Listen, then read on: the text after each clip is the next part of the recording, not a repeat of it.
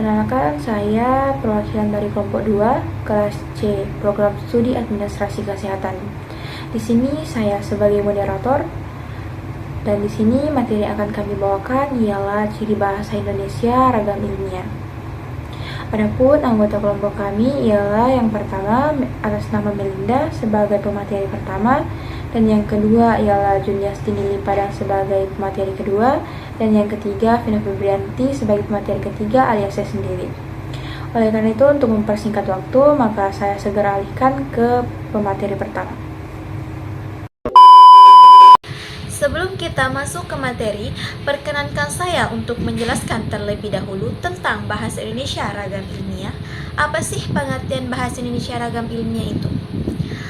Bahasa Indonesia ragam ilmiah merupakan salah satu ragam bahasa Indonesia yang digunakan dalam penulisan karya ilmiah.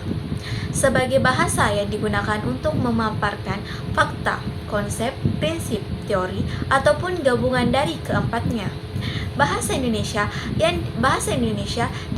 diharapkan dapat menjadi media yang efektif untuk komunikasi ilmiah, baik secara tertulis maupun lisan.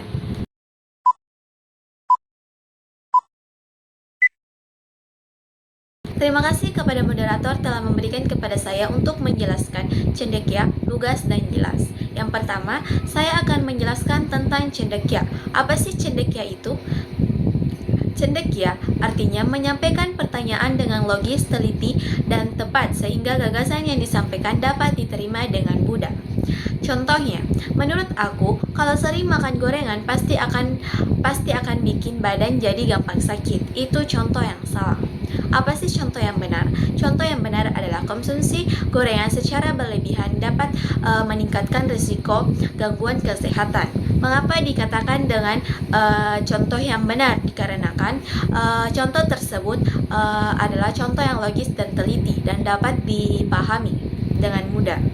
Selanjutnya saya akan menjelaskan tentang lugas dan jelas. Apa sih lugas dan jelas itu? Lugas dan jelas yang berarti menyampaikan bahasa secara langsung, tegas, mudah dipahami, dan tanpa bermakna ganda. Contohnya, katanya kalau sering mengonsumsi makanan manis nanti bisa bikin kita kena penyakit kayak obesitas. Itu adalah contoh yang salah, karena contoh tersebut susah untuk dipahami. Nah, contoh yang benar apa sih? Contoh yang benar adalah konsumsi gula berlebihan dapat menyebabkan obesitas. Mengapa disebut dengan contoh yang benar? Karena contoh tersebut dapat dipahami dengan jelas. Assalamualaikum warahmatullahi wabarakatuh. Shalom, perkenalkan nama saya Juniastini Limpadang. Sini saya akan membahas materi tentang yang pertama, gagasan sebagai pangkal tolak. Yang kedua, formal dan objektif. Yang pertama, gagasan sebagai pangkal tolak. Gagasan sebagai pangkal tolak yang dimaksud adalah bahasa yang digunakan dalam penulisan karya ilmiah harus berorientasi pada gagasan atau pola pikir, bukan pada penulis. Maksudnya, dalam menulis karya ilmiah, yang menjadi titik fokus bukanlah penulisannya, tetapi gagasan atau pola pikir yang ingin disampaikan. Contoh pertama, kita semua tahu bahwa pendidikan itu di lingkungan keluarga sangat penting dalam menanamkan moral Pancasila. Kalimat tersebut salah karena kalimat ini memakai kata kita semua tahu, sehingga terasa seperti opini penulis atau pembaca. Contoh kedua, perlu diketahui bahwa pendidikan di lingkungan keluarga sangat penting dalam penanaman moral Pancasila. Kalimat tersebut benar karena tidak menyebut kata kita atau saya, fokus pada gagasan pendidikan di lingkungan keluarga penting. Yang kedua, formal dan objektif. Mengacu pada pandangan bahwa komunikasi ilmiah melalui tulisan ilmiah merupakan komunikasi formal atau resmi, sehingga setiap kalimat disusun dengan kata baku dan wajib memiliki landasan yang jelas. Arti kata formal yaitu menggunakan bahasa yang baku, resmi, dan sesuai kaidah, bukan bahasa sehari-hari atau bahasa gaul. Kata objektif artinya tulisan kita tidak berdasarkan pendapat pribadi tetapi berdasarkan fakta atau landasan yang jelas. Contoh, menurut saya, kalau terlalu lama menggunakan gawai itu tidak baik untuk kesehatan mata. Kalimat tersebut salah karena kalimat ini masih terasa subjektif. Contoh kedua, penggunaan gawai dalam waktu yang berlebihan dapat menurunkan kesehatan mata. Contoh tersebut benar karena fokus pada fakta bukan pendapat pribadi. Sekian dari saya, terima kasih. Assalamualaikum warahmatullahi wabarakatuh. Perkenalkan, nama saya Vin Febrianti. Di sini saya akan menjelaskan topik pembahasan nomor 4 dan 5. Nah, ciri khas ragam ilmiah selanjutnya ialah ringkasan padat, di mana artinya informasi yang disampaikan itu tidak bertele-tele. Jadi dalam karya ilmiah tersebut hanya menampilkan informasi yang penting saja, tidak memperlihatkan adanya pemborosan kata atau mubazir. Nah, adapun contoh dari ringkas padatan ini adalah yang pertama, jika sampah plastik terus dibuang ke sungai, maka air sungai akan tercemar dan lingkungan di sekitar sungai pun akan rusak. Contoh yang kedua ialah sampah plastik yang dibuang ke sungai akan merusak lingkungan.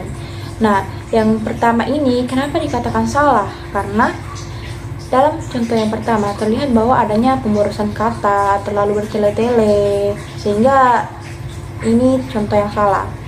Selanjutnya contoh yang kedua, ini contoh yang benar. Kenapa? Karena di sini langsung hanya muat info yang penting saja, jadi tidak bertele-tele, tidak menggunakan pemborosan kata. Nah, ciri khas rekam ilmiah yang terakhir ialah konsisten. Konsisten yang dimana artinya itu menggunakan gaya bahasa, tanda baca, dan format penulisan itu secara konsisten dari awal hingga akhir penulisan. Nah, adapun contohnya ialah contoh yang pertama, dokter menyarankan pasien untuk banyak minum air putih. Namun, tenaga medis juga menekankan pentingnya tidur yang cukup.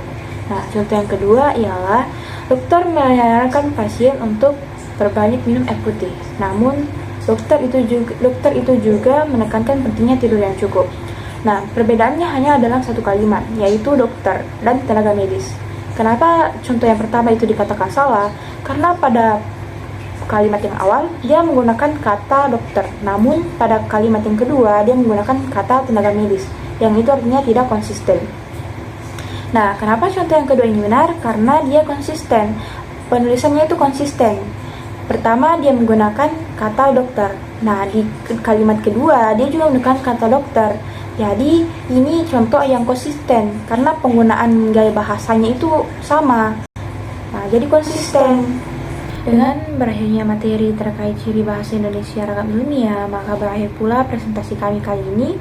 Saya di sini sebagai moderator mengucapkan maaf sebesar-besarnya apabila terdapat kesalahan, baik itu disengaja maupun tidak disengaja. Dan untuk teman-teman yang ingin mengajukan pertanyaan, silakan mengajukan pertanyaan di kolom komentar. Saya akhiri, wassalamualaikum warahmatullahi wabarakatuh.